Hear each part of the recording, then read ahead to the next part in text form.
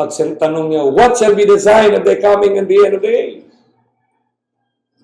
Ang tanong na ito, kapatid, ng apat na disipulo, bakit apat lang sila dyan? Kasi it symbolizes, it's an intent, not four, because it symbolizes the north, south, east, and it's a global prescription of Jesus Christ. The answers of Christ with this particular question, a question of the end, is called the latter rain. When it is live in the movement of time, kung buhay siya, sa panahon na ngayon, kung nakikita mo na nangyari yung sinasabi niya, ang tawag niya, present truth. Kaya ang present truth na yan, kapatid, na yan ang ending, yan ang latter rain or the last rain, kapatid.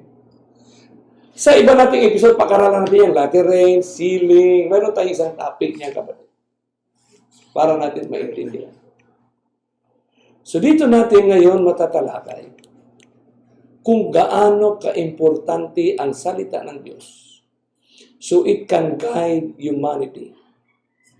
All living beings be guided accordingly kung ano ang blueprint ng Creator sa humanity.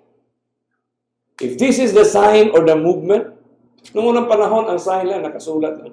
Pero most of the advertisement, the ads, the signs now, the signage today, are moving. These are moving, my friends. So kung moving ang mga signs ngayon, makikita natin sa ating generation. Kaya sinabi talaga ni Jesus right away, after hearing the question from the 40 disciples, let no man deceive you. Take heed, let no man deceive you. Why? Because God has already delivered to Daniel 500 years ago from that point on the Mount of Olives. Kung ano ang magpa-deceive ng sanlibutan. Kaya simulan daw natin ngayon yung kanyang sinasabi. The sign of His coming. Inunan na tayo sa kanyang sinasabi sa Matthew 24:6. And you shall hear wars and rumors of wars. May dalawang tuldok. See that you be not troubled. See. Tingnan mo, kapatid, ha? Tingnan mo, kaibigan. So, sa mga nasa academic, tingnan natin yung word na see. See that you be not troubled. For all these things must come to pass. Exodus 23, verse 13. In whatever things that I have said unto you, be circumspect. But the end is not yet. Maraming mga issues na magkaroon ng Third World War kasi yan ang precursor ng end of the world. Dahil nga sinataping niya, nuclear war. Pero pag titingnan natin ito, kapatid, na and you shall hear wars and rumors of wars. See that you not be troubled, for all these things must come to pass. But the end is not yet. From that verse 6, ang kasunod niya, verse 24, verse 7. Pero tingnan natin, kapatid, kasi but the end is not yet. Paano in-arrange ng Panginoon yung verse 6 ng Matthew 24 na usually, ang natural flow of event, you will first hear rumors of wars. Halimbawa, sa Pilipinas, before the Second World War, there was a news na Japanese soldiers will attack Pearl Harbor. Mayroon ng rumors, kaya minsan nga, bago pa ang Second World War, marami ng Hapon sa Palawan, marami ng Hapon sa Mindoro, marami ng Hapon sa Davao. Bakit nakikitami yung Hapon? Pero may bulong-bulong nga na magkakaroon ng gera. Kapatid. I-occupy ng Japanese Imperial Army ang buong mundo. Oh. Dapat mauna ang rumors of war para ma-establish natin na magkaroon talaga ng Third World War. Pero sinabi ng verse ni Jesus Christ, and you shall hear of wars. Ibig sabihin, narinig na natin, tapos na yung mga First World War, Second World War. Ang marinig lang talaga natin, kasi apocalyptic ito, the end of the world, rumors of war. Ang tanong, what will this sign at the end of the world? Rumors of war. Kaya hanggang ngayon, palagi natin nakarinig na rumors of war. Oy, gigirahin ng North Korea ang South Korea. Oy, gigirahin ng China ang Pilipinas. Oh, gigirahin. Only rumors. In the Middle East, palit-palitan lang sila ng gira dyan. There are wars, rumors of wars. But be in trouble for all these things must come to pass. But the end is not yet. So, ang bersikulo, no, na hindi maging totoo yung Third World War, kasi we will only have wars and rumors of wars. But the next verse is, Matthew 24:7. For nations shall rise against nation, and kingdom against kingdom, and there shall be famines, and pestilences, and earthquakes in diverse places. Kadalasan, mga kapatid, ang tekstong ito ay sinabay lang sa verse 6. All to the years, it is referred to a physical war. Armas, tangke de guerra, baril. Yan palagi. Matthew 24:6 and 7. Pero itanong daw natin, kung yun ang basihan natin, nagkaroon ba ng earthquake, pestilences, famines, nang nagkaroon ng First World War o Second World War? Were there really earthquakes, pestilences in diverse places during the war? Hindi, kapatid. Pero paano sinabi ng Matthew 24:7 na ang ending ng planet Earth, kasi ang tanong ng disipulo, the end of the world, na famines and pestilences and earthquakes in diverse places. Naging totoo ba na nagkaroon ng famines and pestilences and earthquakes? Kahit sino na kapatid, sinong science ang nagsasabi, ang famines and pestilences, iba't ibang dako. Akala natin, ang famines sa Pilipinas lang, sa Amerika nga, may famines din eh. Kaya nga, nag-food stamps doon eh. Walang kain din sila doon.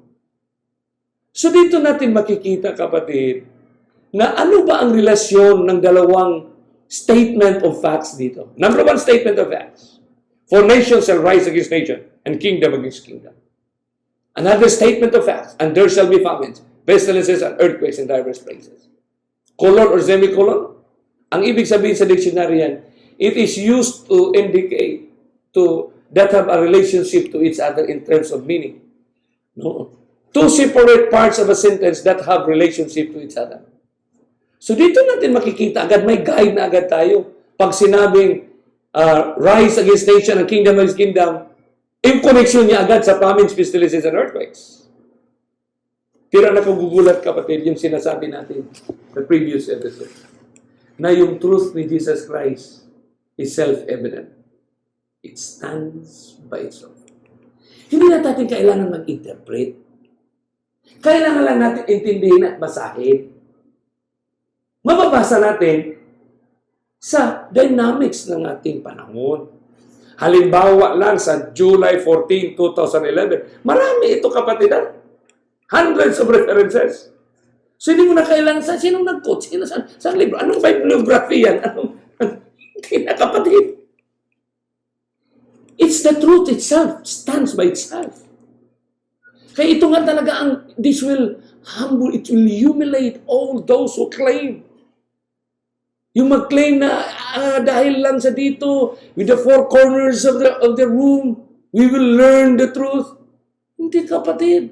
Truth is in the Bible. This will humiliate. This will humble. The opportunity to humble. Truth stands by itself.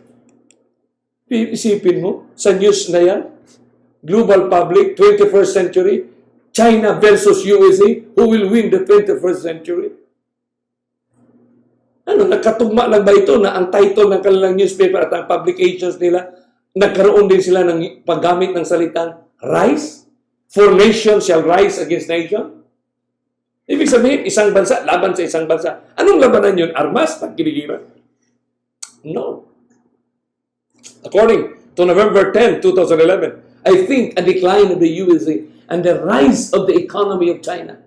Wow! The rise of the economy.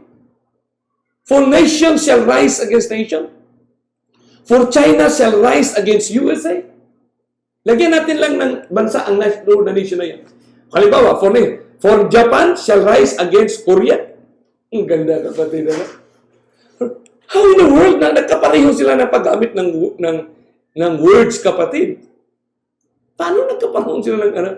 Puntahan natin dito, yung Washington's Global Economic War. October 21, 2016 pa ito.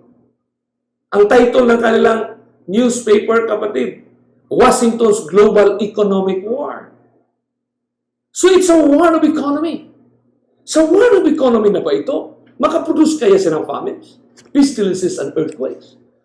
What a wonderful God that we have. It is now the Bible that will help science of the world today to explain the movement of our time. 1997, isang libro na sumulat, authored by Komitsky, George, and Peyeyu, Today's Warfare in Global Electronic Industries and Companies.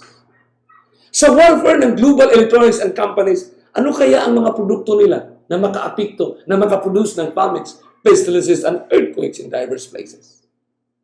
August 19, 2010, grabe ang pagkatitle, as China and India rise in tandem. Anong sinabi ng Matthew 24:7 ni Jesus Christ? For nation shall rise against nation. Shall ang ginamit kasi that was 2,000 years ago. But today, as China and India rise in tandem, stands by itself. Tumayo na ito, kapatid. Not like Japan and Germany, China and India should be playing bigger roles in shaping the rules. In our postmodern world, we live in an atmosphere of war, not by armaments, but by the war of commerce. Dito natin ma-share, mga kapatid, sa iba't iba nating kaibigan ng mga pastors, ministers in all denominations, that you are the head and not the tail. Understanding the dynamics of our time. Trade war, the business, the market, the export and import, the buying and the selling, the exchange. Ito ang bumalot, kapatid. Kaya maganda nga ito kasi pagdating mo sa island of Patmos, nandoon na issue doon yung buying and selling. Ang ganda nga nito, kapatid. Ito nga, global war, June 5, 2013. US agency, according to them, Apple infringes Samsung patent on older iPhones and iPads. Gira ito ng ekonomiya. Kompetisyon ng mga tao with their selfishness to rule and control. You know, war is something to control. In this news, 2016, June 30, by Hitler law, China is crushing the US economic warfare. Hindi mo na kailangan ng bibliography, hindi mo na kailangan ng sources, kapatid. Bakit walang sources na mapanood mo lang, makikita mo agad, instantly, at the tip of your finger. Ganun kaganda ang story of redemption, kapatid. At bakit sinabi dito, kingdoms shall rise against kingdom, and kingdom against kingdom. Kingdom is group of nations. Kingdom is group of nations. Totoo kaya ito? Of course. Truth will stand by. Hindi na tayo mag-interpret. Babasahin na lang natin. For example, December 7, 2012, the global economy is undergoing a fundamental change. Bakit? The rise of Asia and the New World Order. The emerging economies is coming in. So the rise of the Asian economies. ASEAN, group of nations. Pagdating natin sa iba, March 2, 2013, Africa rising, a hopeful continent.